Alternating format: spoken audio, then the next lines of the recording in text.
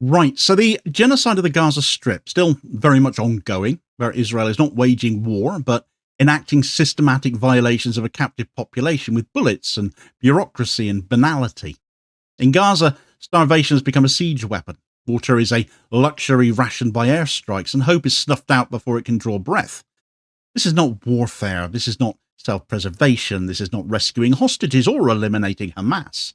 It is industrial-scale cruelty wrapped in the language of security and self-defense.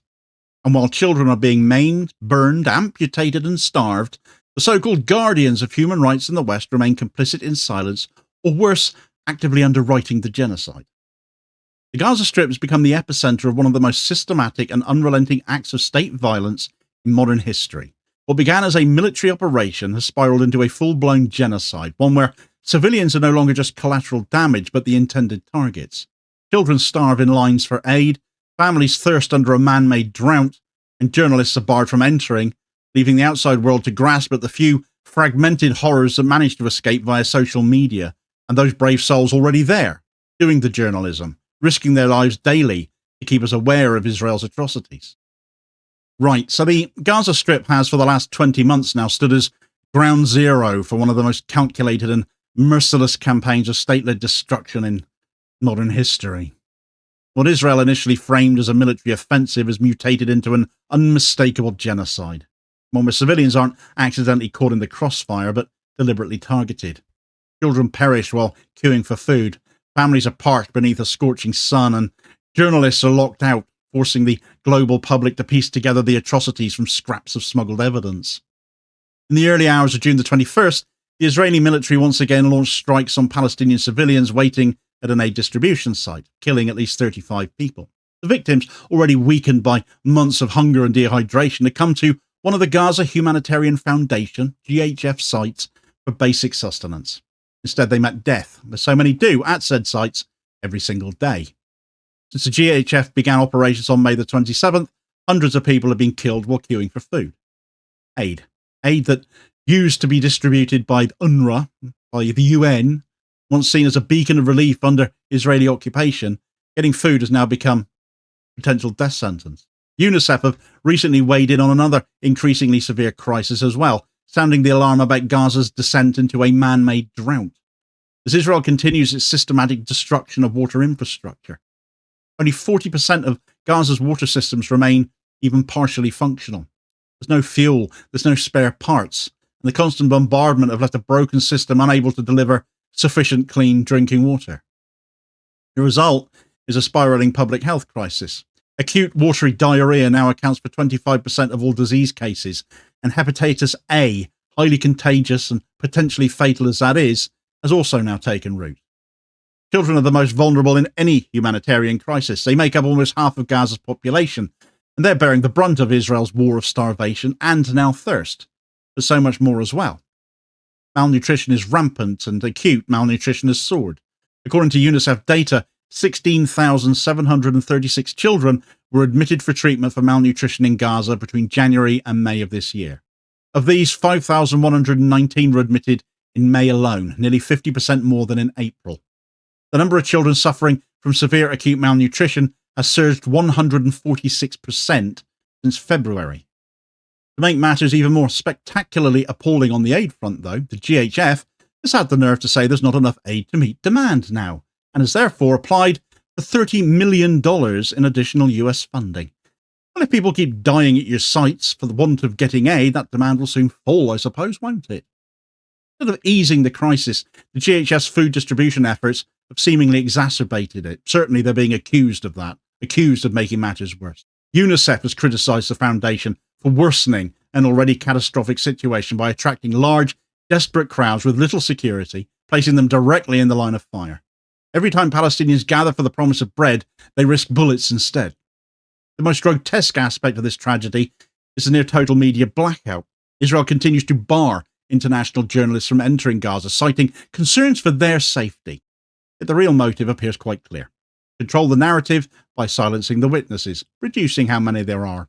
The reality is that Israel has explicitly denied access to journalists to restrict scrutiny and accountability, and has done so from the get-go.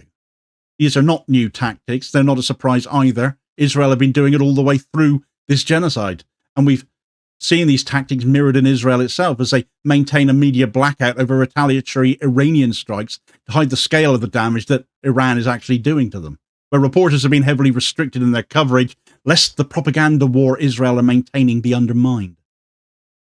But the greatest danger to journalists in Gaza isn't crossfire, it's Israel itself.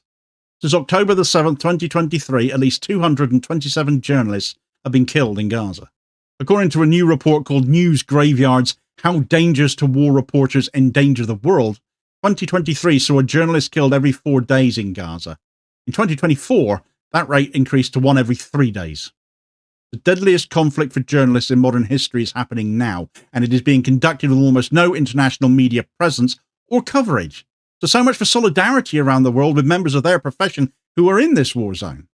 But I suppose there are journalists in this world, and then there are the stenographers that pass themselves off as such, but aren't worthy of the name at all, or of being associated even with that honourable profession. The children of Gaza continue to suffer in almost unimaginable ways. Recent data compiled by Humanitarian monitors reveals that children account for 23% of amputations, 26% of spinal cord injuries, 33% of traumatic brain injuries, and an astonishing 70% of severe burn cases requiring surgical intervention. There are 0 rehabilitation services available for these children in Gaza. Israel has made sure of that.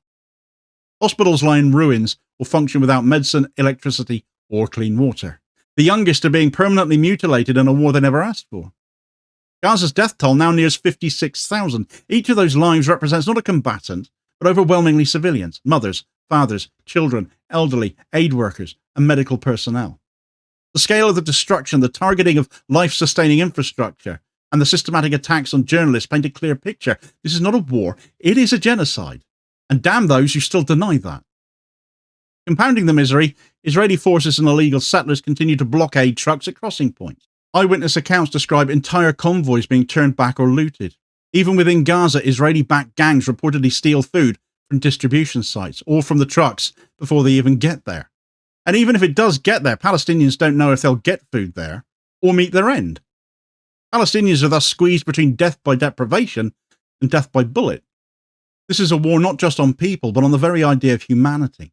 It is a war where food is a weapon for Israel, water is a threat to Israel, and truth is a liability to Israel. The deliberate denial of basic resources is more than a war crime, it's a tactic of erasure.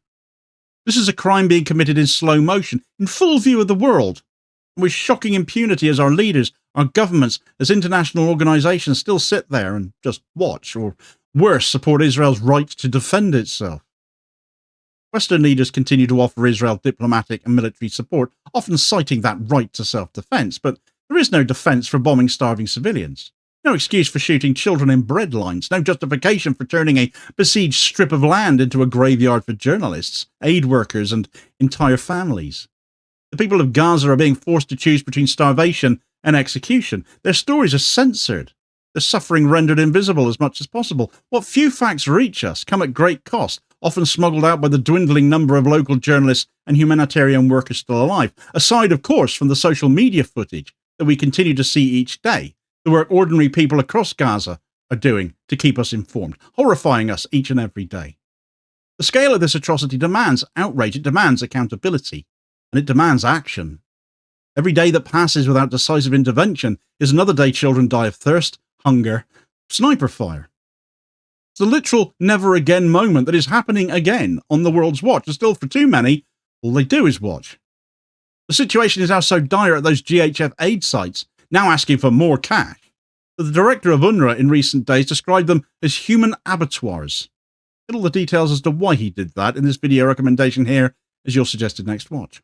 Please do also hit like, share and subscribe if you haven't done so already, so as to ensure you don't miss out on all new daily content, but as spreading the word and helping to support the channel at the same time, which is very much appreciated, holding power to account for ordinary working class people, and I'll hopefully catch you on the next vid. Cheers, folks.